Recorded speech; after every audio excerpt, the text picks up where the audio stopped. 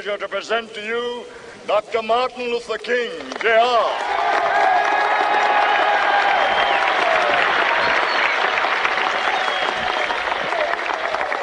I am happy to join with you today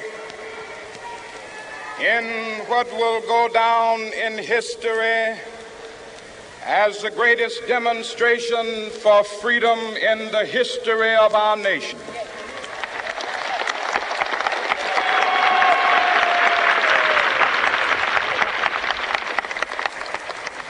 Five score years ago,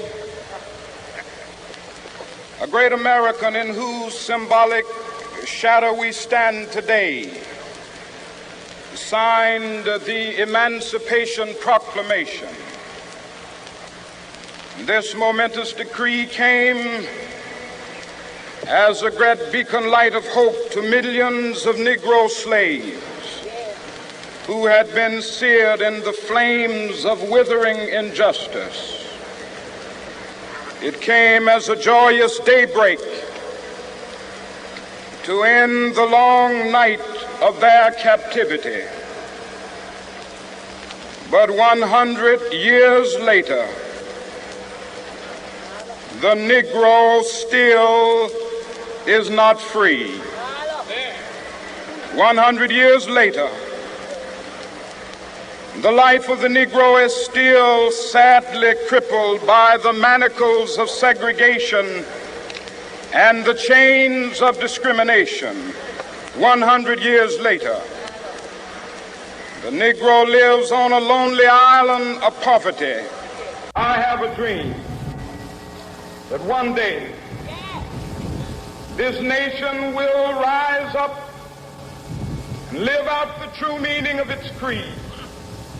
We hold these truths to be self-evident, that all men are created equal.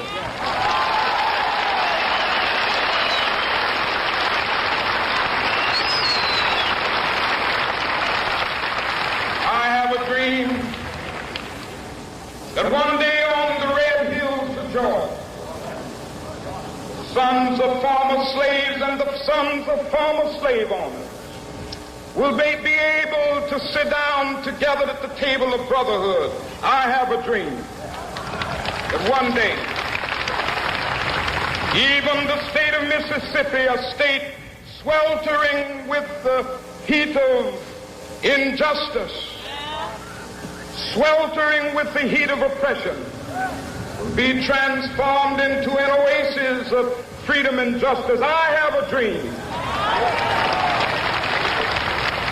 My four little children will one day live in a nation where they will not be judged by the color of their skin, but by the content of their character. I have a dream today.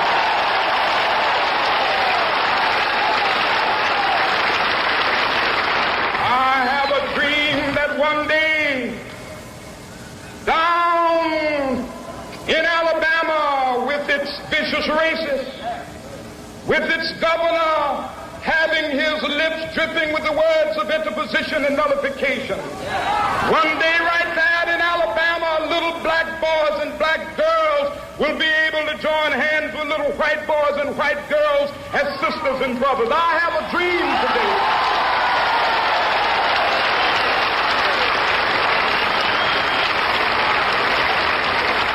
I have a dream that one day every valley shall be exalted, and every hill and mountain shall be made low. The rough places will be made plain, and the crooked places will be made straight, and the glory of the Lord shall be revealed, and all flesh shall see it together.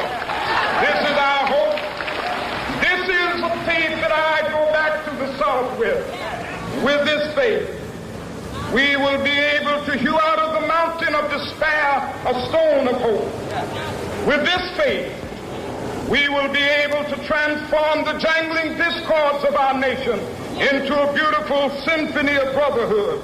With this faith, we will be able to work together, to pray together, to struggle together, to go to jail together, to stand up for freedom together, knowing that we will be free one day.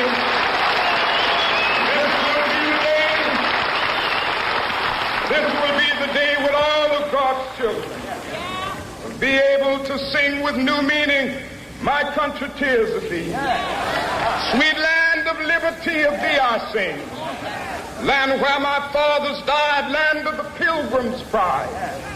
From every mountainside, let freedom ring. And if America is to be a great nation, this must become true.